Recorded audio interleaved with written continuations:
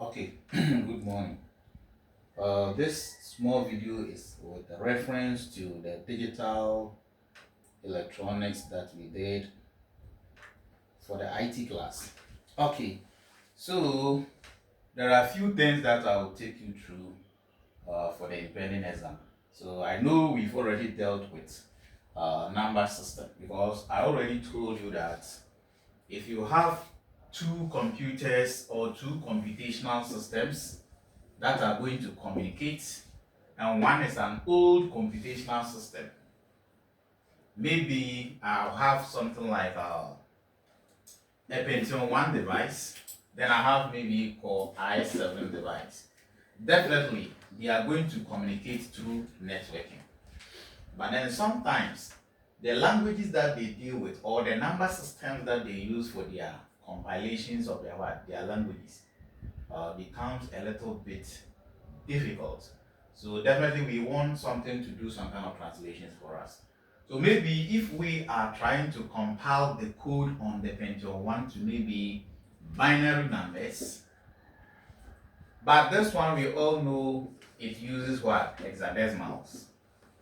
I know that when you go deep into the hardware side, it's still going to be converted to the zeros and ones, but let's look at it at this very top abstraction, which says that maybe we have something to always transfer from maybe the binary to what, to the hexadecimal. So this is why it became a headache for IT students to be able to go through these number systems. So as I told you, if we are talking about what, base 2 number systems, then we are talking about what, binary. If we are talking of maybe base 10, this is where we talk of what is called decimals. Then if we talk of base 16, this is where we talk of what is called hexadecimal. So I know you guys will not be having problem with these kind of what, nomenclature. So let's continue with what is called the transformation or conversion from one base to another. So we come out with our almighty table, of which we all dealt with. So for this course, I think we were concentrating on only 3 number systems. We talk of the what? The decimals, we talk of the hexadecimals, then we talk of our what? Our binary.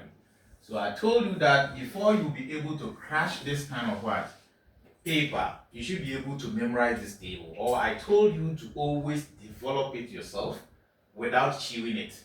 So if I have my number of what, or my decimal numbers ranging from 0 to maybe 16, let's see, 0, 1, 2, 3, 4, 5, 6, 7, 8, 9, 10, 11, 12, 13, 14, and 15. Why? Because we are starting from 0, so I'm having 16 numbers over here.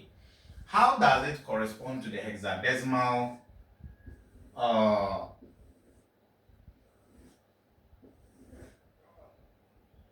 the corresponding hexadecimal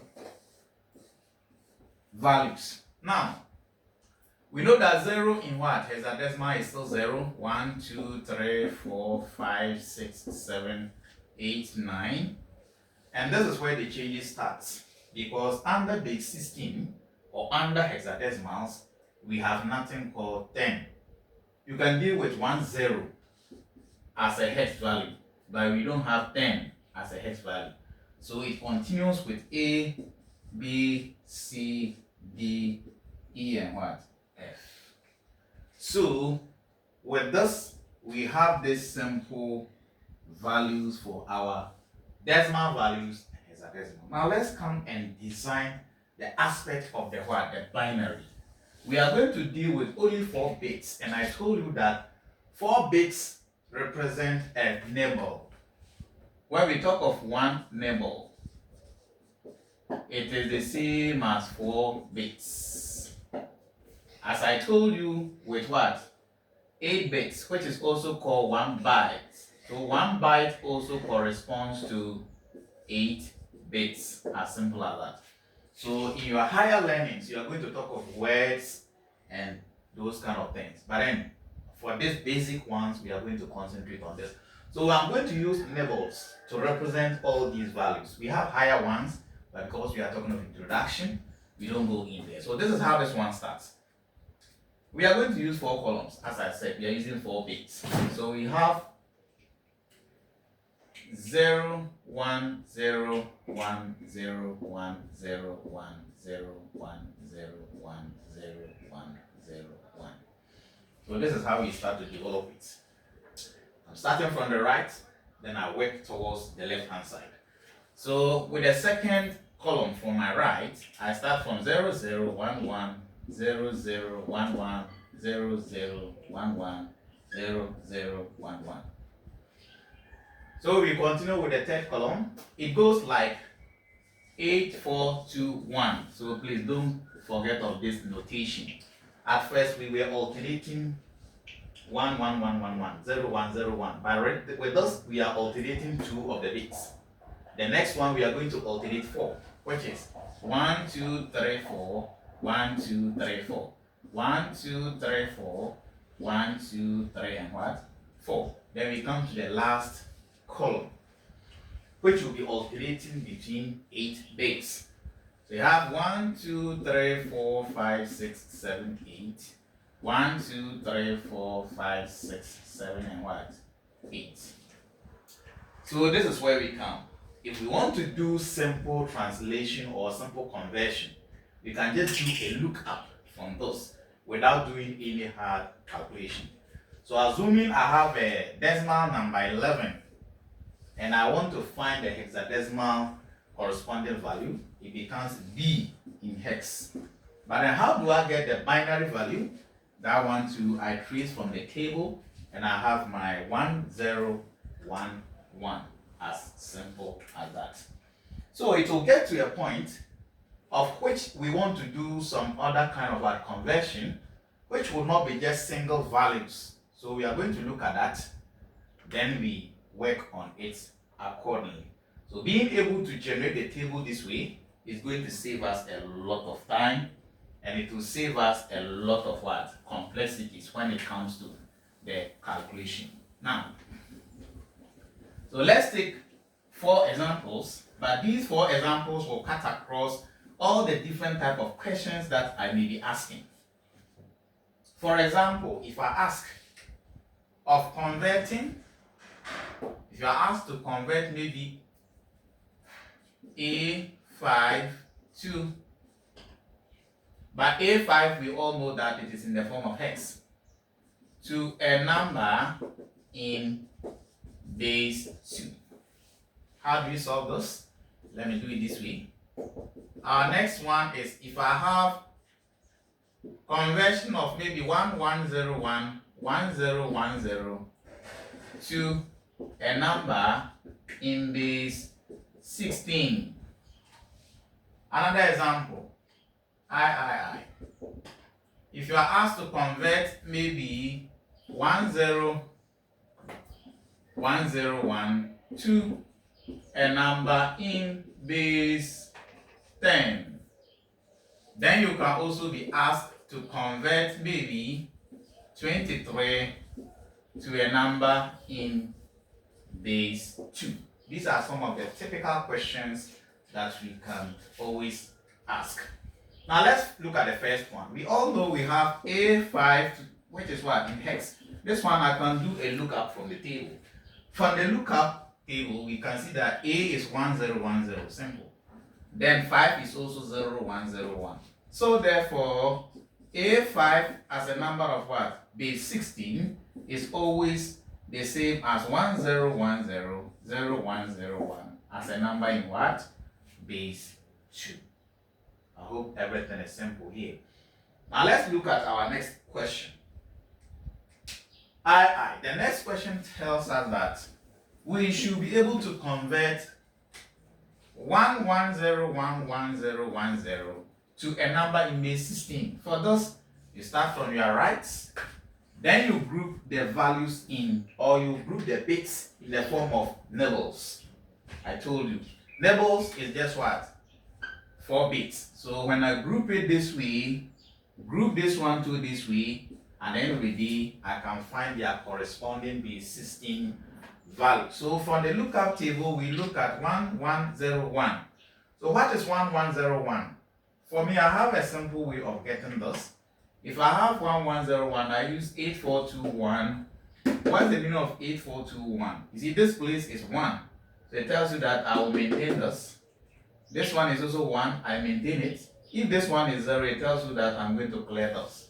But this one too is 1 here, so it means I'll keep it. Then I add this, I have my what? My 13.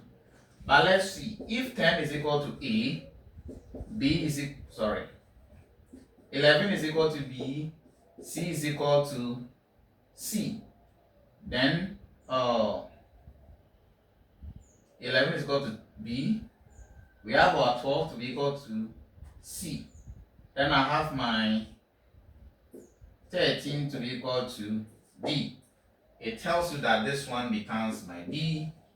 Then 1010 becomes my A. So at the end of the day, we can say that 1101, 1010 as a number in base 2 is always equal to DA as a number in what?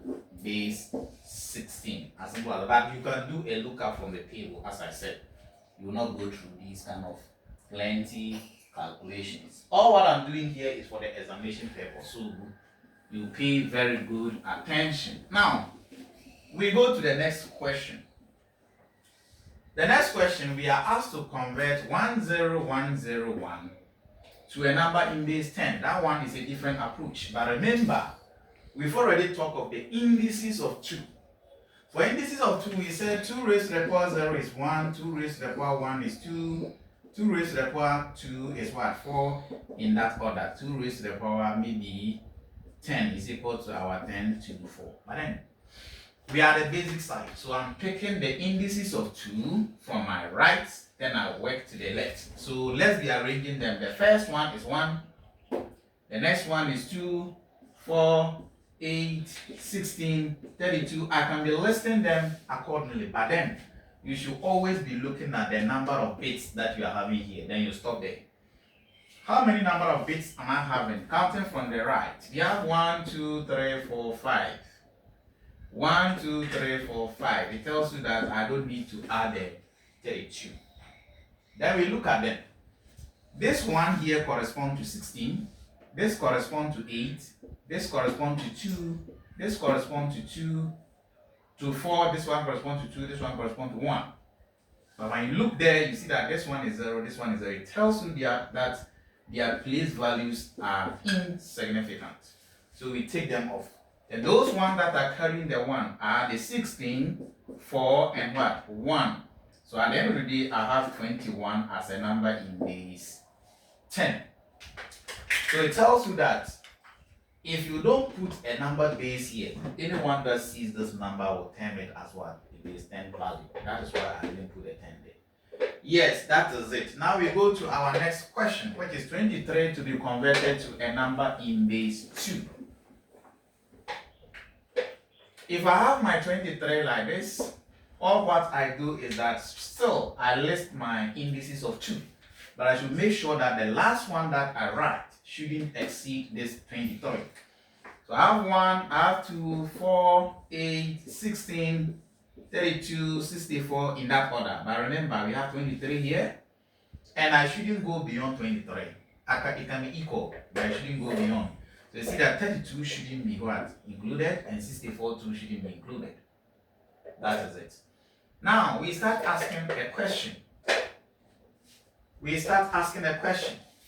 Can I subtract 16 from 23? It's a question. If the answer is yes, then I put 1 here. Then I subtract the 16 from this, then I get 7. Our next question. Can I subtract 8 from 7? The answer is no, so I put 0 here. Simple. We ask the next question. Can I subtract 4 from 7? The answer is yes, so I put 1, I subtract 4, then I have my 3 there. Next question. Can I subtract 2 from 3? The answer is yes, I put 1, I subtract 2, I have what? 1. Then the last thing is that I ask whether can I take 1 from 1, the answer is yes, I put 1 here, subtract, I get 1, 0. As simple as that. So my number 23 as a number in base 10 is always equal to 10111 as a number in base 2. As simple as that. So these are some of the petty things you have to take care about. So for the next video, I'll go to something like the digital logics. But with this, I think for the number systems, we don't have much problem. So we go to the next video. Thank you.